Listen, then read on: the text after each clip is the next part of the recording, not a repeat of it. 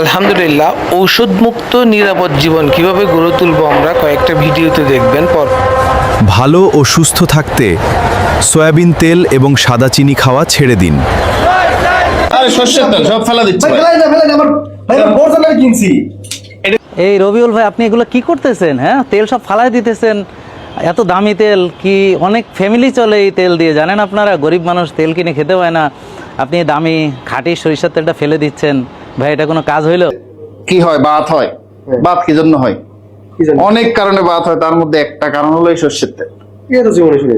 এ বাত হয়, এটা আমি জীবনে কোনোদিন শুনিনি। বাত হয় যে কোয়ানে পাইছেন? এটার অ্যান্টি ইনফ্লামেটরি প্রপার্টিসগুলো কি জানেন? যে এখানে ওমেগা 3 আছে, আলফা লিনোলিক অ্যাসিড আছে, এছাড়া AITC অর্থাৎ অ্যালাইল আইসোথায়োসায়ানেট, মানে উচ্চারণ করতে তো অসুবিধা হয়। যাই হোক, সিলেনিয়াম, ম্যাগনেসিয়াম এবং ভিটামিন ই, তো এটা অ্যান্টি ইনফ্লামেটরি প্রপার্টিস আছে সরিষার তেলে।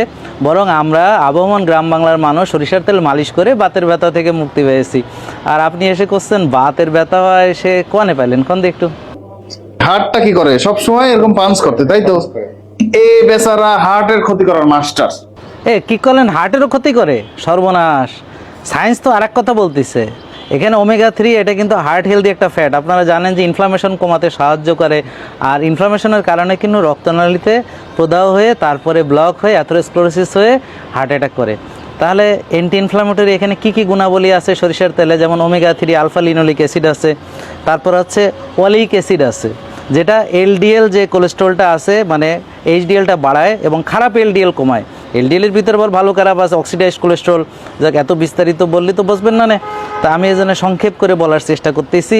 এখানে অ্যান্টিঅক্সিডেন্ট যে ভিটামিন ই আছে, সেটা একটু আগে বললাম। এছাড়া আছে অ্যান্টি ইনফ্লামেটরি ফাইটোকেমিক্যালস।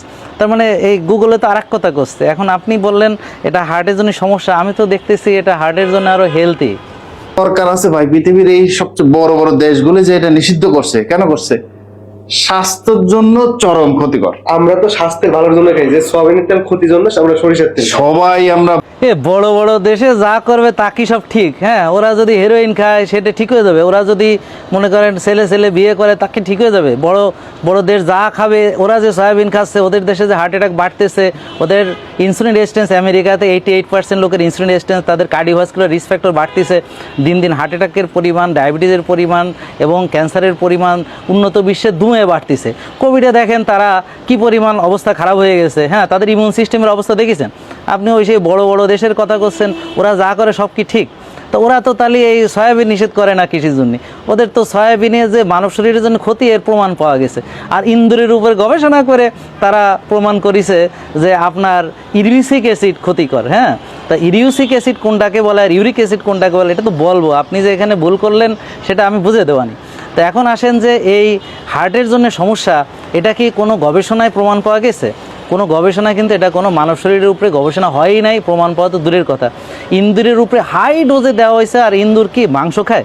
হ্যাঁ, ও কি তেল খায়? ও তো খায় হচ্ছে গ্রেইন জাতীয় জিনিস। এখন সেই ইন্দুরের উপরে গবেষণা করেছে, হাই ডোজে দিছে।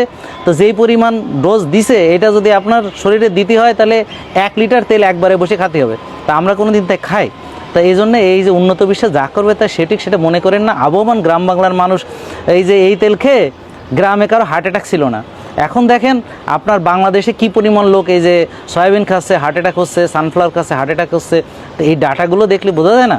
আর ওদের দেশে যে এটা নিষিদ্ধ করে ওদের কি এমন উপকার হয়েছে সেটা একটু বুঝে কোন যে কি এমন করেছে তারা যে নিষিদ্ধ করে ঘটনাটা ঘটাইছে, এটাকে রেজাল্টটা কি সেটা একটু বলেন। অনেক মানুষ বলতেছে সরিষা বাদ দিয়ে সয়াবিনে আসো। আমি কারোর মার্কেটিং করতেও চাচ্ছি না, আমি চাচ্ছি ক্ষতিটা বাদ দেন। সয়াবিনেও কিছু ক্ষতিকর জিনিস আছে, কিন্তু সয়াবিন পৃথিবীর কোনো দেশে নিষিদ্ধ না। ভাই, বিষয়টা অবিচার হয়ে গেল না? সয়াবিনে ক্ষতি আছে নিষেধ না, হ্যাঁ, আর সরিষায় ক্ষতি আছে নিষেধ। অথচ এই পর্যন্ত কোনো গবেষণা এখানে মানব শরীরের উপরে সরিষার ক্ষতি এখনও প্রমাণিত হয় না। এরকম গবেষণা থাকলে আপনি দেখান। কিন্তু সরিষার তেল খাওয়ার ফলে অনেকে গ্যাসের ওষুধ থেকে ভালো হয়েছে, আগে মানুষ হার্টের ওষুধ থেকে ভালো ছিল, এটা কিন্তু আমরা আবহমান গ্রাম বাংলা থেকে দেখতে পারি। যাই হোক, আর সয়াবিন তেলে যে ক্ষতিকর দিক আছে এটা কিন্তু প্রমাণিত। এটা মানব শরীরের জন্য ক্ষতিকর, এটা ইনফ্লামেশন করে। এখানে হ্যাক্সেন আছে যেটাকে আপনার এক্সট্রাক্ট করা হয়, এখানে ডিগাম করা হয়, এটাকে আপনার নিউট্রালাইজ করা হয়, এখানে ব্লিচ করা হয়। হ্যাঁ, এখানে অনেক কিছু কেমিক্যাল ব্যবহার করা হয় এবং খালি গ্যাসের ওষুধ নিয়মিত খাতে হবে। আপনি কিন্তু সত্যি কথা বলেন দেবে, আপনি কোন তেল খান আর আপনি গ্যাসের ওষুধ খান কিনা? বা বাংলাদেশের মানুষ এখন যেভাবে গ্যাসের ওষুধ খাচ্ছে বোঝেন তো? তো এখানে মানুষকে বাঁচানোর চেষ্টা করেন ভাই, সঠিক তথ্য দেন, শুধু শুধু মানুষকে বিভ্রান্ত করবেন না প্লিজ। 30 থেকে 40% ইউরিক অ্যাসিড। ইউরিক অ্যাসিড মানে সরাসরি বাতের উপাদান। হ্যাঁ ভাই, কি করলেন? ইউরিক অ্যাসিড থাকে সরিষার তেলে, এ জীবনে কোনোদিন কেউ খাবে?